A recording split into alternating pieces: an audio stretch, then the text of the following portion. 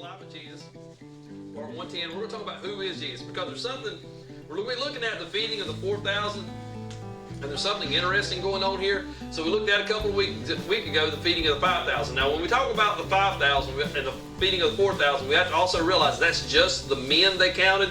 So just multiply that by 3 is probably at least how many people were there.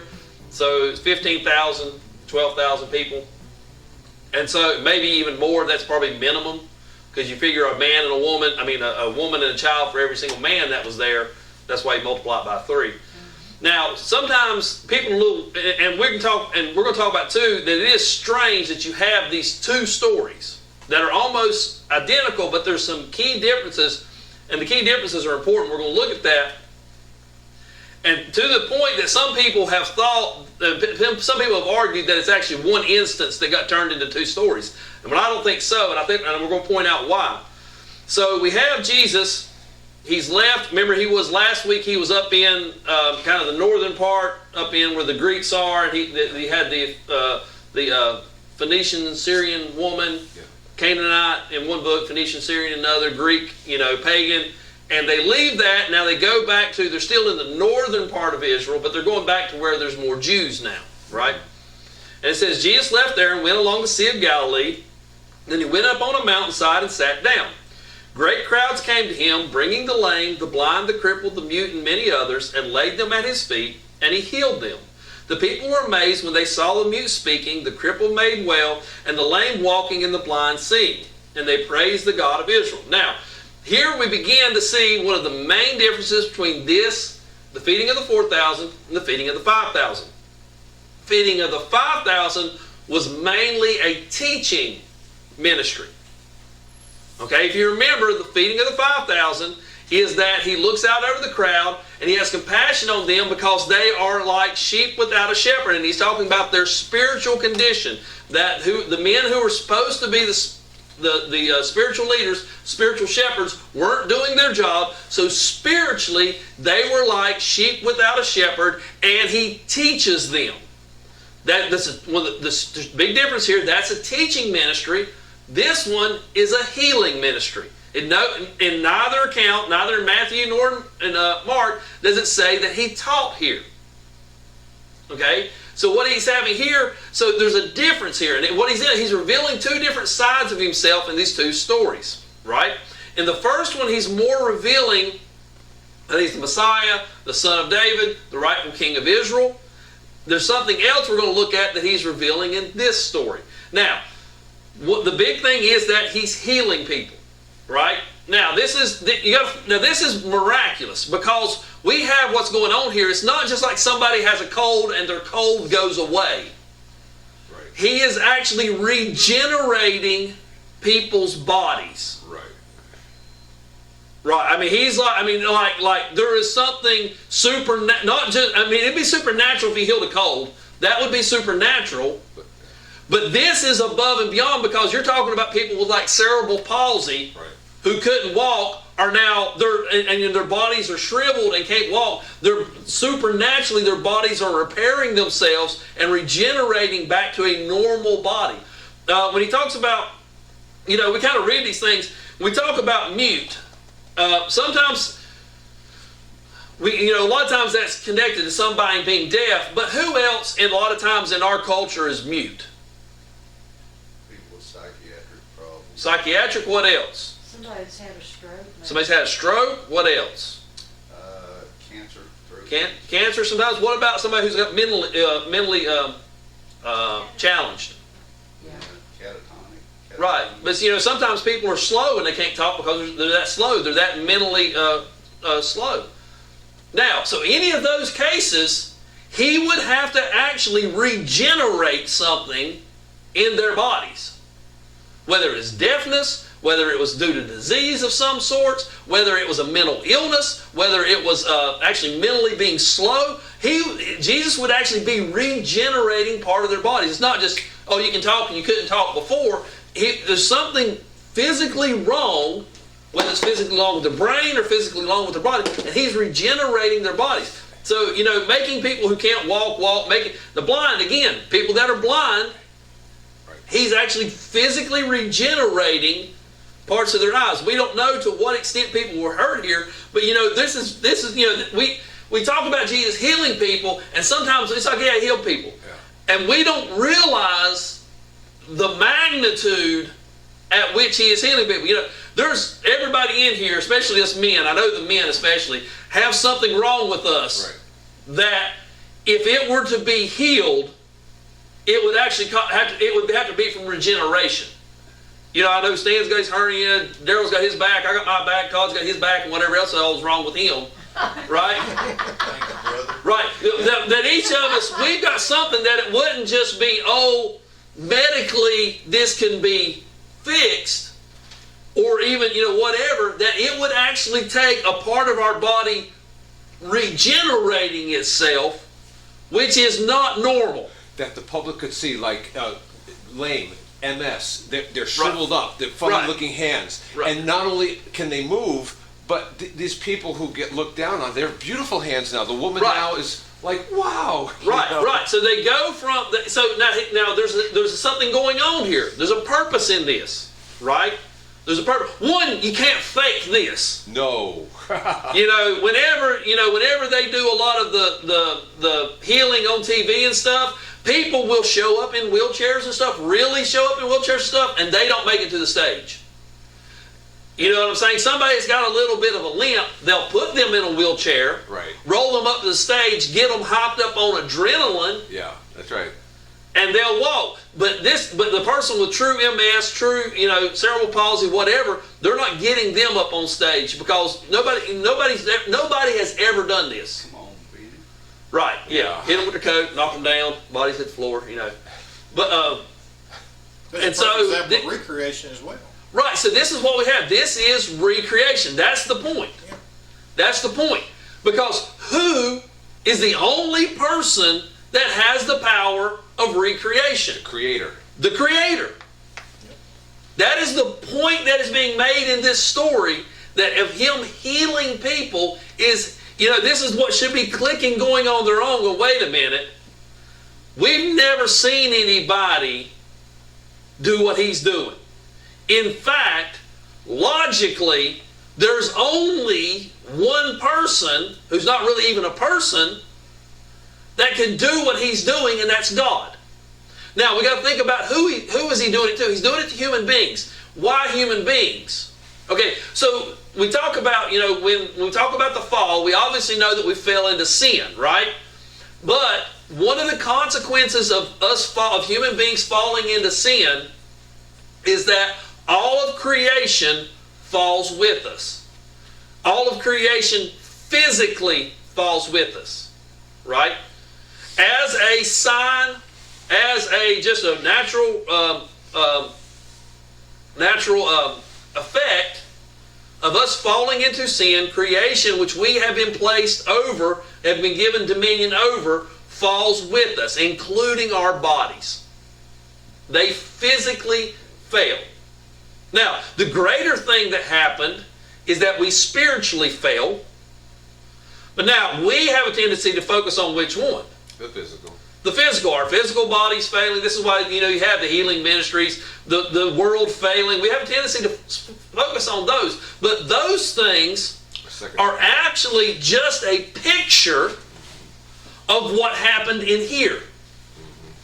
The question, why does God allow people to be sick? Why does God allow there to be natural disasters? Why does he let these things happen? He lets them happen so that we go, something's wrong. That's right. We look at what, our bodies break down, people's bodies break down, and we go, wait a minute, I don't think this is the way this should be. Okay, now that's odd. Yes. That's odd. If evolution is true, if we came about evolution, people being sick and getting sick and dying and people having cancer is perfectly normal and natural. Right. We should be like, oh yeah, he got cancer, he died. That's what happens. For us to go in our minds, this is not right. This is not the way it's supposed to be. Right. Means that we are acting on the assumption that it's supposed to be different than the way it is. Well, where do we get that from? God, that's an innate. Right, it's innate within us, because if we were just looking at the world and we were just assuming this just happened by chance, by evolution, we'd be perfectly fine with people getting sick and die because that's what happens. For us to go, people shouldn't get sick and people shouldn't die, that has to come from somewhere inside of us. Right? For us to look at the world and say there shouldn't be natural disasters. Why? There's always, if the world came about the way that evolutionists say the world came about, there's always been natural disasters. Right? There's no logic to us saying there shouldn't be natural disasters. But for us to look at the world and say, this is not right, this is not the way it should be, points back to the purpose in our original creation, which was perfection. And we go, wait a minute, I don't know why I think this, but everything's not. So when we look at these people's bodies, and we say, their body's not the way it's supposed to be. Right? And Jesus says, you're right. Their body's not the way it's supposed to be. And he takes it. Now, he doesn't completely take their body back to the way it should be, because we talked about this before, the quote from C.S. Lewis, where C.S. Lewis says that if you were to see some people that you look down upon, that you think are the ugliest, the worst, the most decrepit people, if you were to see them in their glorified form, you would be tempted to worship them as gods and goddesses. You know, so he doesn't take them their body back to fully the way it should be, but he takes them back to just fairly normal, right? And he says, you're right. This is not the way it's supposed to be. You're right. And one day, I'm going to take it back to the way it's supposed to be, and to show you that I am the person, and the only person who can take it back to the way it's supposed to be, I'm going to give you a little taste of it. That's what he's doing when he's healing people. He's saying, look, I'm agreeing with you that this is not the way it's supposed to be, and I'm agreeing with you that one day it's going to be taken back to the way it is supposed to be, but I'm showing you that I'm the only person who can do it. Not just healing, but the whole picture. Right, and see, that's the thing, is that him healing our body, again, healing of the body is not the main thing. Healing of the body is just a sign that he and he alone has the power to restore. Not just physically, but spiritually. That's the whole point here. He is God. He's the one who created us the way we were supposed to be. We fail, we fail both spiritually, physically, the whole world failed because we sinned. His whole thing is he's going to rescue and restore it back to the way it's supposed to be with the people who agree to fall in line with it. Does that make sense? Mm-hmm.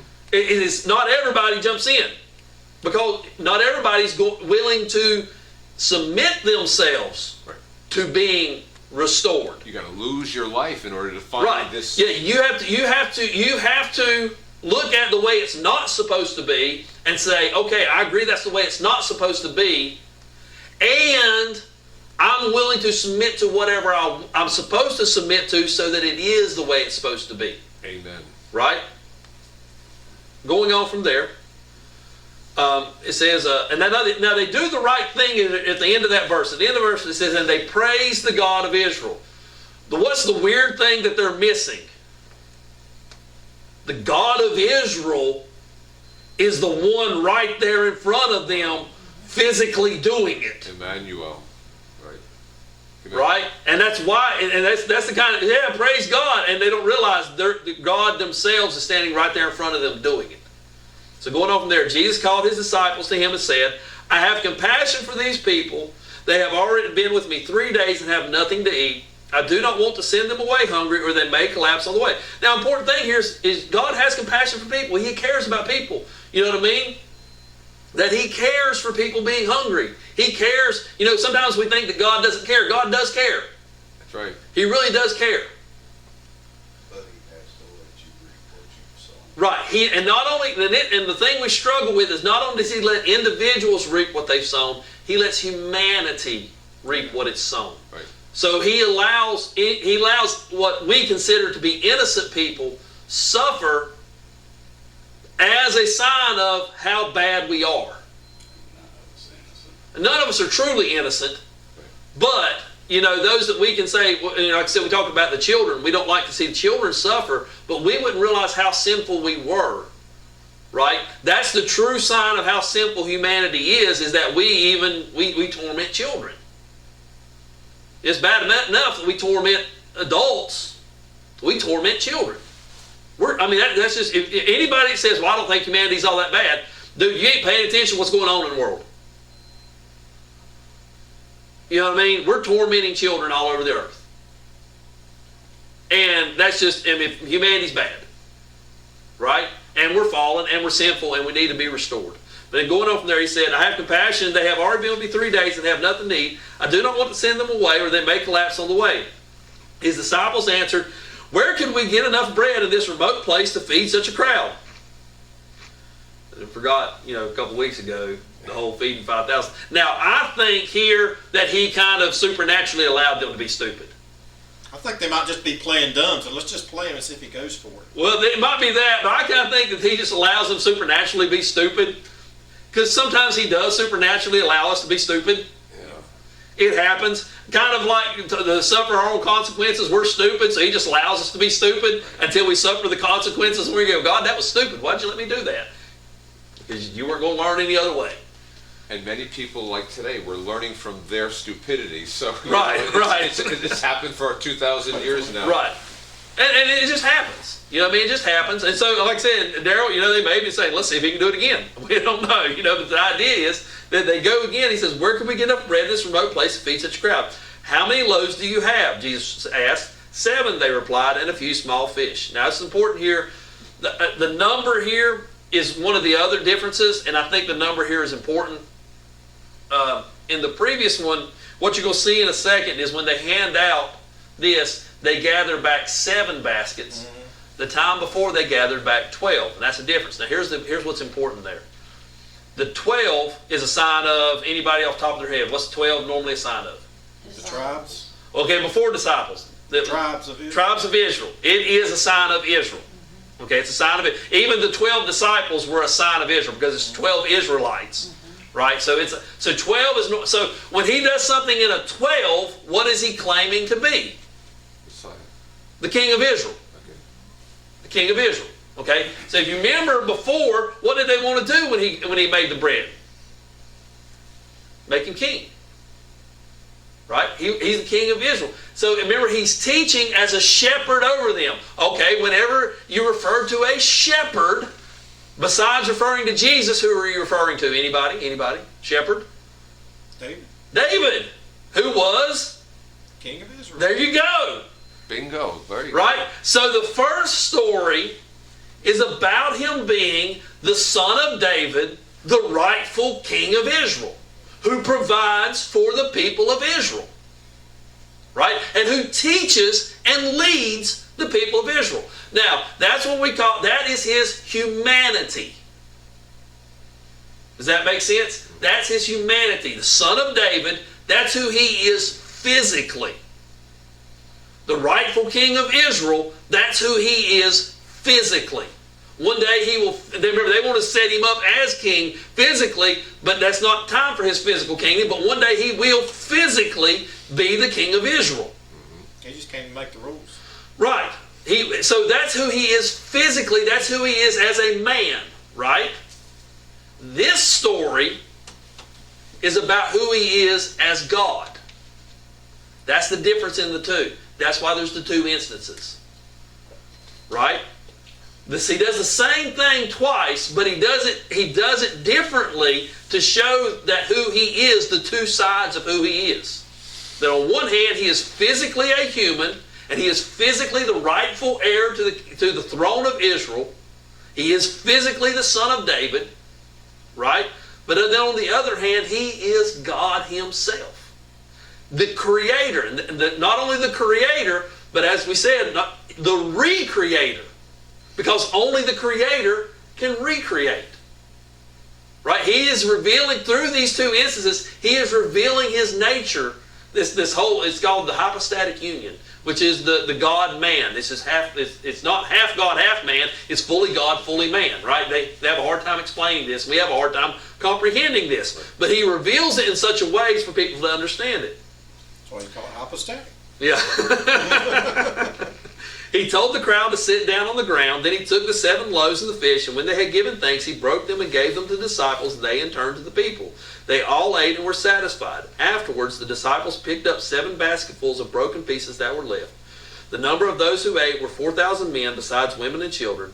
After Jesus had sent the crowd away, he got into the boat and went to the vicinity of Magdala. Now, again, sometimes we're so familiar to the story, especially if you've grown up in church, like, yeah, Jesus fed people, Right. got in a boat, Yes. drove away. Sunday school, we remember all that. Right, yeah, it's a great story. I think even I missed the magnitude of this story. Okay. I know personally, because when I actually started studying this a couple of weeks ago, because we actually did this in our small group a couple of weeks ago, and I asked myself the question, why the 2 stories? Why did he do it twice? And really the numbers, the 12 and the 7, are really finally what made sense to me, that he did it twice to prove his 2 natures. Now, what's that? Yeah, it's an epiphany, yeah, when you understand something about God. Now, the other side of that is understanding his 2 natures. You also understand, both of the stories, it shows that he has compassion in 2 ways.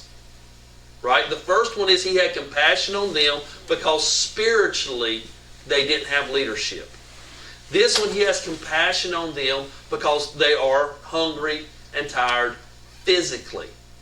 Okay, so as disciples of Jesus, who imitate Jesus in as much as we can imitate him, obviously, unless he tells us, it is possible, although highly unlikely, it is possible for him to tell us to go lay hands on people and heal them.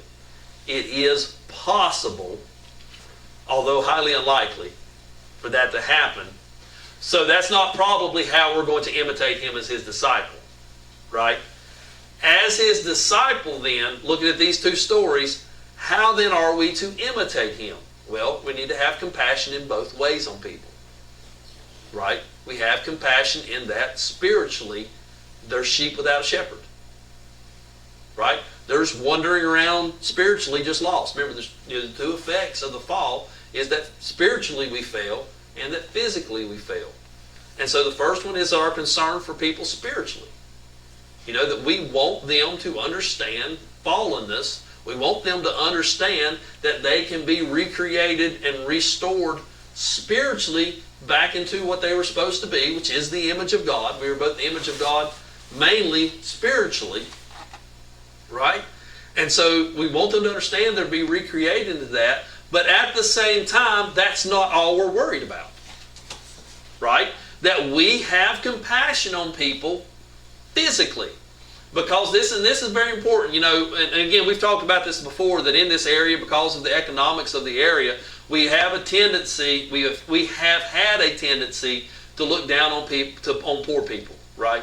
We've had a tendency to do that in this area because at one point, honestly, there shouldn't have been poor people. We had so many jobs, there shouldn't have been poor people, right? But we've had several economic crashes since then. We've had jobs move out of the area because of free trade, and there's just more poor people, and there's a lot of times kids who are caught up in poverty now that used to not be, right?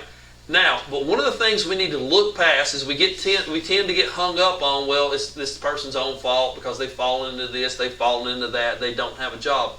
But what ultimately is the cause of physical pain and physical discomfort and physical need? The fall, right? Even though it is their personal sin sometimes it's not their personal sin. Jesus said, they looked at the blind guy, and whose fault is this? He's like, it's nobody's fault. It's not his parents' fault. It's not his fault. God just let it happen for his glory. And so sometimes just people are just sick, people are just poor, people are just hungry, people are just whatever physically because of the fall in general, right? And we have compassion on people physically, because and go, man, you know what? Yeah, somebody may have made a bad decision. Somebody might have somewhere along the way, but ultimately, man, this is just a fall, and this is not the way it's supposed to be. That's right. And so, by us showing compassion on people physically, people physically, we're making the statement that, look, we don't believe this is the way it's supposed to be. Right? We don't believe this is the way it's supposed to be. We don't believe people are supposed to go hungry. We don't believe people are supposed to go through, struggling through pain and stuff, suffering on their own. We don't believe that people are supposed to go cold, and we don't believe people are supposed to, we say, look, we don't believe that. And sometimes that's how we get their attention, to say, and we don't believe it's supposed to be like this either. That's right. You know what I mean? Some people are physically comfortable, and basically the only conversation, we can jump to this conversation, but sometimes when people are physically uncomfortable, it's hard to hear spiritual matters. Right? When they're starving and they got to walk 3 days back to where they came from, and they might pass out on the way, they don't want to hear spiritual things. Yeah. Sometimes they want to hear, sometimes we've got to show some people some physical compassion and agree, yeah, you're right, this is not the way it's supposed to be.